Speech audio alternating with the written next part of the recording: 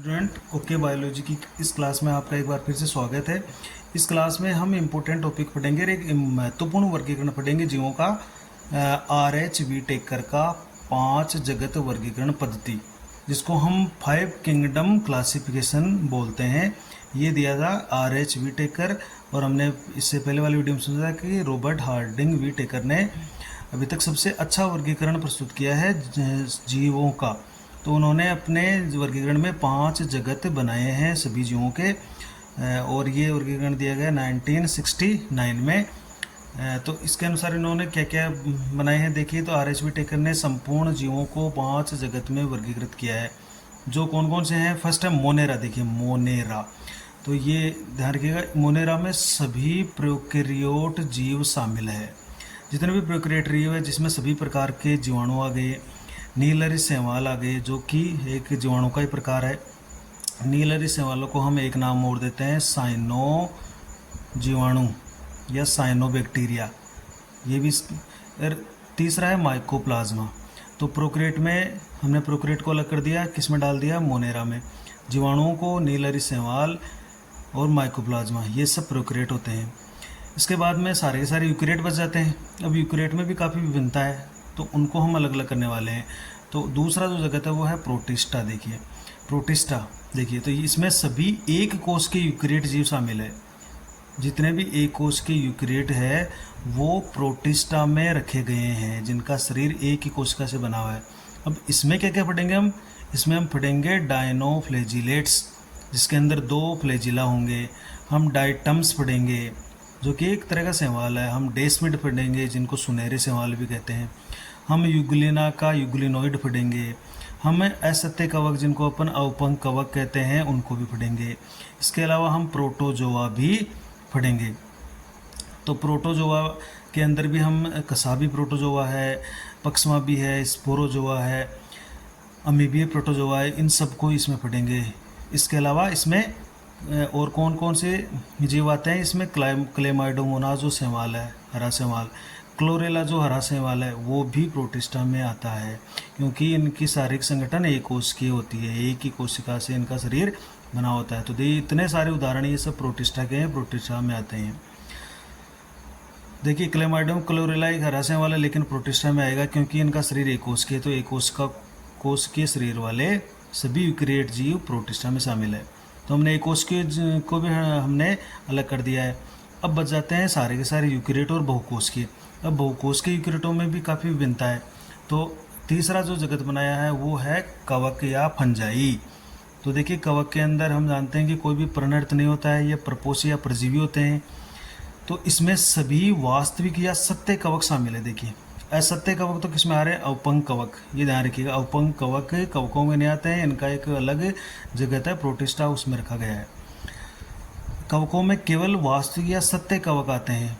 और सत्य कवकों के कौन से वर्ग है? जैसे फाइकोमाइसिटीज, ये आगे पढ़ेंगे अपन, एस्कोमाइसिटीज, बेसिडियोमाइसिटीज और ड्यूटेरोमाइसिटीज। ये जितने भी वर्ग के कवक हैं, ये 4 जो मुख्य वर्ग है इसके, इन कवकों के जो कवक है वो कवक जगत में शामिल किए गए हैं। तो इनको सबको अपन डिटेल से आगे पढ़ने वाले हैं। ये कवक परपोषीय, पर्णर्थ रहित है, तो इसको हमने अलग एक जगत में रख दिया है। अब आता है प्लांटी। देखिए प्लांटी नाम से स्पष्ट प्लांट्स आते हैं इसमें सारे, और ये सभी बहुकोश के यूकैरियोट पादप शामिल है इसके अंदर।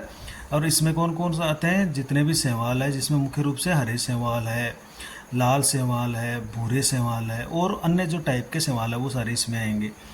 इसके अलावा इसमें जो जितने भी ब्रायोफाइटा है, मोस जैसे प्लांट्स, टेरिडोफाइटा है, अनावर्त बीजी है, और आवर्त बीजी पादप। और आवर्त बीजियों में एक बीजपत्री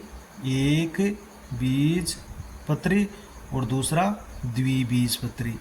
तो ये सारे के सारे पादप यानी शैवाल, ब्रायोफाइटा, टेरिडोफाइटा, अनावर्त बीजी और आवर्त बीजी, ये सारे पादप प्लांटी के अंतर्गत रखे गए हैं। और लास्ट और 5वां जगत है वो है एनिमेलिया।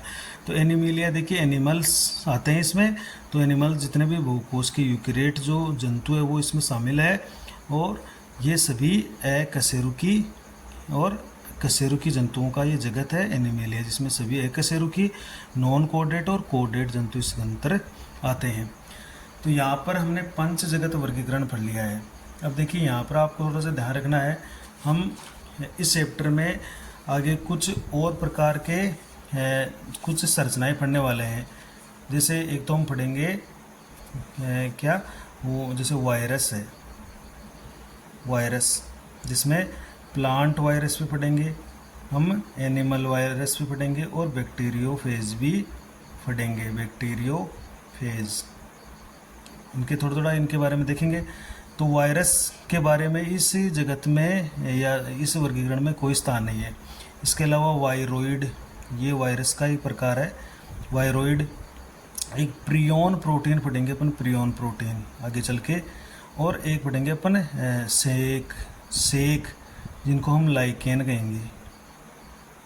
तो वायरस, वायरोइड, प्रियोन प्रोटीन और सेक, इन सभी का पंच जगत वर्गीकरण में कोई स्थान नहीं दिया गया है। तो ये अपवाद है कि इनका कहीं पर भी कोई वर्णन नहीं है, कहीं पर भी कोई इनके बारे में नहीं बताया गया है।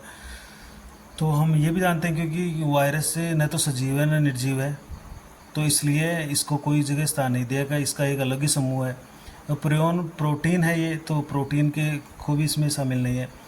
सेक है जो लाइकेन है, ये चूँकि कवक और शैवाल का ही एक सहजीवी संबंध होता है, जिसमें कवक और शैवाल आपस में घनिष्ठ संबंध में जुड़े रहते हैं और एक दूसरे को फायदा पहुंचाते हुए रहते हैं। तो कवक और शैवाल को हमने अलग अलग समूह में रखा है, लेकिन जो लाइकेन है उसको हमने किसी में यहाँ पर वर्णन नहीं किया है। तो ये ध्यान रखने वाली बात है।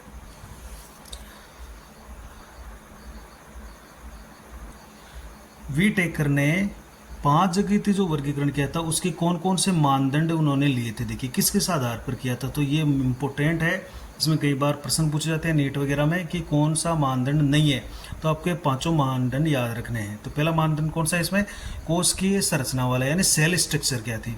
अब सेल स्ट्रक्चर का मतलब है वो प्रोकैरियोट है या यूकैरियोट है। तो पहला मानदंड कौन हो गया, कोशिका संरचना, या ये कोशिका संगठन भी कह सकते हो आप। दूसरा है थैलस की संरचना कैसी है, या उनका शरीर का संगठन कैसा है। तो जिसमें थैलस या बॉडी इनका ऑर्गेनाइजेशन हो जाता है, या जैसे कि उनका जो शरीर वो कोशिकाओं का बना है, या उसमें ऊतक भी है या अंग भी है या कोई सिस्टम में कोई इसमें तंत्र बना हुआ है। तो ऐसा उनके थैलस की रचना कैसी है, तो ये भी उन्होंने एक आधार लिया है। तीसरा पोषण की प्रक्रिया, उनमें जो मोड है न्यूट्रिशन का, मोड ऑफ न्यूट्रिशन यानी पोषण की प्रक्रिया वो किस प्रकार की है, क्या वो खुद बनाते हैं या विषमपोषी होते हैं, यानी वो स्वयंपोषी होते हैं या विषमपोषी होते हैं। और ये सबसे मुख्य मानदंड है, देखिए इंपॉर्टेंट बात है, ये सबसे महत्वपूर्ण बेस है पंचगत वर्गीकरण का। इसके बाद उन्होंने एक जो अन्य मानदंड लिया वो था प्रजनन का तरीका क्या है, या मोड ऑफ रिप्रोडक्शन, या मेथड ऑफ रिप्रोडक्शन, या प्रोसेस ऑफ रिप्रोडक्शन। तो ये क्या था कि वो सेक्सुअल है या असेक्सुअल, यानी लैंगिक जनन करते हैं या अलैंगिक जनन करते हैं। और 5वां जो मोड था वो है जातिवर्तीय संबंध। देखिए तो जातिवर्तीय संबंध क्या होते हैं, फाइलोजेनेटिक रिलेशनशिप। जातिवर्तीय संबंध हम पहले चैप्टर में पढ़ चुके हैं कि किसी भी जीव के उद्विकास के इतिहास का हम अध्ययन करें। तो जैसे हम यहाँ पर एक लेते हैं कि ये प्लांट है, ये स्वयंपोषी होते हैं, कवक है वो विषमपोषी होते हैं, एनिमेलिया है वो विषमपोषी, यूकैरियोट उपभोक्ता है, ये अपघटक है, ये उत्पाद है। ये उत्पाद होते हैं, उत्पादक होते हैं, ये अपघटक होते हैं, ये उपभोक्ता होते हैं। लेकिन जब हम इनका पीछे की स्टडी देखें, इनका उद्विकास का इतिहास देखते हैं, तो ये कहीं ना कहीं प्रोटिस्टा से अपन को ये दिखता है कि प्रोटिस्टा से आए, क्योंकि प्रोटिस्टा एक कोश की यूकैरियोट है, तो कहीं ना कहीं ये बहुकोश की है। ये सारे कैसे हो गए, बहुकोश के हो गए। तो एक कोशिका से विभाजन से फिर बहुकोश के बन गए। और प्रोटिस्टा से भी पहले देखें तो हम देखते हैं कि प्रोटिस्टा से पहले कौन आया है, प्रोकैरियोट आए हैं, यानी मोनेरा। तो मोनेरा सबसे पहले आया, मोनेरा से फिर प्रोटिस्टा बना, प्रोटिस्टा से फिर अलग अलग ये बन गए। तो अगर अपन उद्विकास का अध्ययन देखें तो कहीं ना कहीं एक दूसरे से रिलेशन बनाते हैं, इनमें एक दूसरे का संबंध है। तो ये कहलाता है जातिवर्तीय संबंध। तो ये जो 5 प्रमुख मानदंड है इनके वर्गीकरण का, वो आपको ध्यान में रखना है।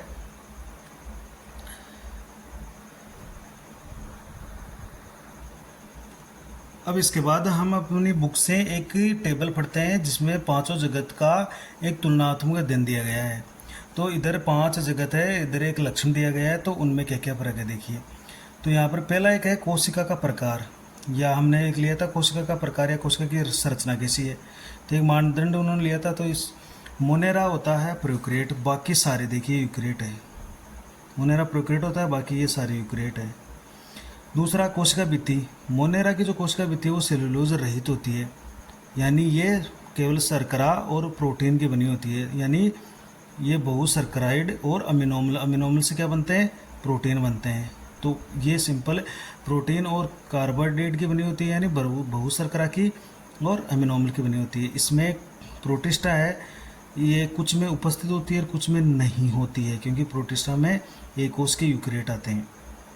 फंजाई के अंदर बिल्कुल ये आपकी जो पादप है इनमें कोशिका भित्ति बिल्कुल पाई जाएगी, लेकिन वो सेलुलोज की नहीं बनी होगी, यानी सेलुलोज रहित होगी, सेलुलोज रहित। तो इनकी जो कोशिका भित्ति है उसका एक नाम देंगे अपन काइटिन। तो काइटिन की बनी होगी इनकी कोशिका भित्ति, देखिए सेलुलोज नहीं होगा। प्लांट्स जितने भी है, हरे पादप है, शैवाल है, ब्रायोफाइटा, टेरिडोफाइटा है, अनावर्तबीजी, आवर्तबीजी है, इन सब की कोशिका भित्ति सेलुलोज की बनी होगी। देखिए सेलुलोज, मुख्य सेलुलोज होगा और उसके साथ हेमी सेलुलोज और पेक्टिन भी होगा इसके साथ। तो ये महत्वपूर्ण इनकी कोशिका भित्ति प्लांट्स की होती है। और हम देखते हैं जंतुओं में कोशिका भित्ति बिल्कुल नहीं होती है, यानी अनुपस्थित रहती है। तीसरा जो लक्षण है वो केंद्रक झिल्ली, देखिए तो मोनेरा में केंद्रक झिल्ली अनुपस्थित होती है, क्योंकि सुसंगठित केंद्रक नहीं होता है, बाकी में सब में केंद्रक होता है, इसलिए सभी में केंद्रक झिल्ली उपस्थित होगी, सब में उपस्थित होगी। इनका काय संरचना यानी बॉडी स्ट्रक्चर कैसा है, तो ये भी मानदंड वीटेकर ने लिया था कि काय की संरचना या बॉडी स्ट्रक्चर या बॉडी का ऑर्गेनाइजेशन कैसा है, वो कोशिकाओं का बना हुआ या उत्तक है या अंग है। तो देखिए मोनेरा चूँकि सबसे सिंपल है, तो केवल इनमें एक कोशिका थी ये। प्रोटिस्टा हम जानते हैं कि इसमें केवल एक ही कोश के जीव शामिल है, तो इनका भी शरीर सिर्फ कोशिका का बना हुआ है। फिर आगे सारे बहुकोश के जाते हैं। तो जो फंगस है वो बहुकोश के हैं, लेकिन उनमें जो उत्तक है वो दृढ़ नहीं है, अदृढ़ उत्तक पाए जाते हैं, यानी बनना शुरू हुआ अभी उत्तकों का। देखिए बहुकोश के जो उत्तक है वो बनना शुरू हुए हैं। इसके बाद में जो प्लांटे आते हैं उसमें हम देखते हैं कि उसमें उत्तक पाए जाते हैं और अंग भी पाए जाते हैं। आप चाइलम उत्तक ले लो, फ्लोएम ले लो, मृद उत्तक ले लो, स्थूल कोण उत्तक ले लो, दृढ़ उत्तक ले लो, जड़ है, तना है, पत्ती है, सारे अंग भी पाए जाते हैं इनके अंदर। और हम जंतुओं में देखते हैं एनिमल्स में, तो उनमें उत्तक भी पाए जाते हैं हमारे अंदर, अंग भी होते हैं, अंग मिलकर तंत्र भी बना लेते हैं। तो हमारा सिस्टम सबसे विकसित है। पोषण की विधि, ये भी मानदंड उन्होंने लिया था। तो पोषण की विधि में देखिए वो हमने कहा था कि वो स्वयंपोषी है या विषमपोषी। तो देखिए मोनेरा जो है वो स्वयंपोषी भी होते हैं और परपोषी भी होते हैं। अब मोनेरा में कौन कौन आ रहे हैं, जीवाणु आ रहे हैं, नीलरी शैवाल आ रहे हैं, माइकोप्लाज्मा आ रहा है। तो कुछ जीवाणु स्वयंपोषी भी होते हैं और परपोषी भी होते हैं। नीलरी शैवाल स्वयंपोषी होते हैं और माइकोप्लाज्मा बिल्कुल परपोषी या परजीवी होता है। तो स्वयंपोषी में 2 तरह के होंगे, रसायन संश्लेषण यानी रासायनिक पदार्थों के ऑक्सीकरण से भोजन प्राप्त करेंगे और प्रकाश संश्लेषण करके भोजन प्राप्त करेंगे। तो ये रसायन संश्लेषी, प्रकाश संश्लेषी जीवाणु होते हैं या प्रकाश संश्लेषी नीलरी शैवाल होता है। या दूसरा टाइप इनमें परपोषी भी होते हैं, जैसे कुछ जीवाणु ऐसे होते हैं जैसे टीबी का है या हैजा का है या निमोनिया का है। तो ये जो जीवाणु होते हैं ये परपोषी होते हैं, मनुष्य के अंदर जाकर रोग फैलाते हैं। अब परपोषी में भी 2 तरह के उगते हैं, यानी वो मृत कार्बनिक पदार्थों से पोषण ले या परजीवी के रूप में रहे। तो मृत कार्बनिक पदार्थों से लेगा तो जैसे माइकोप्लाज्मा है, परजीवी के रूप में रहेगा तो जो विषमपोषी या परपोषी जो जीवाणु है वो है। तो स्वयंपोषी और परपोषी दोनों ही होते हैं। स्वयंपोषी में 2 होते हैं, रसायन संश्लेषी और प्रकाश संश्लेषी। परपोषी में भी 2 तरह के हो सकते हैं, ये मृत जीवों से और परजीवी के रूप में रहकर। यहाँ पर प्रोटिस्टा अपन देखें तो ये स्वयंपोषी और परपोषी दोनों ही होते हैं, क्योंकि स्वयंपोषी प्रोटिस्टा में एक कोश के जो शैवाल वगैरह है वो स्वयंपोषी हो जाएंगे और बाकी परपोषी हो जाएंगे। कवक में हम देखते हैं कि कवक में कोई प्राणर्थ नहीं है, इसलिए ये सारे के सारे परपोषी होते हैं। यहाँ परपोषी में भी ये 2 होते हैं, या तो ये सड़े गले पदार्थों यानी मृत कार्बनिक पदार्थों से पोषण लेंगे या किसी जीव के शरीर के बाहर या अंदर रहकर पोषण प्राप्त करेंगे, तो वो कवक होंगे। प्लांटी देखें तो प्लांटी सारे हरे पादप है इसमें, तो ये सभी स्वयंपोषी या प्रकाश संश्लेषी होते हैं, प्रकाश संश्लेषण करके अपना भोजन बनाते हैं।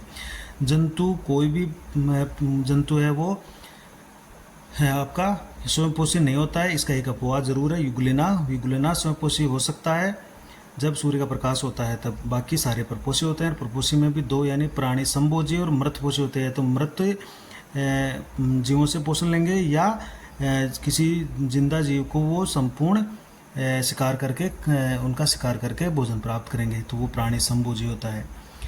प्रजनन की विधि देखें तो प्रजनन की विधि देखिए, मोनेरा जो जीवाणु वगैरह होते हैं उसमें बहुत ही सिंपल टाइप का एक प्रजनन विधि होती है, संयुग्मन। तो इसमें दो कोशिकाएं आपस में संयुग्मित होकर अपने डीएनए का या अपने आनुवंशिक पदार्थ का ट्रांसफर करती है बस।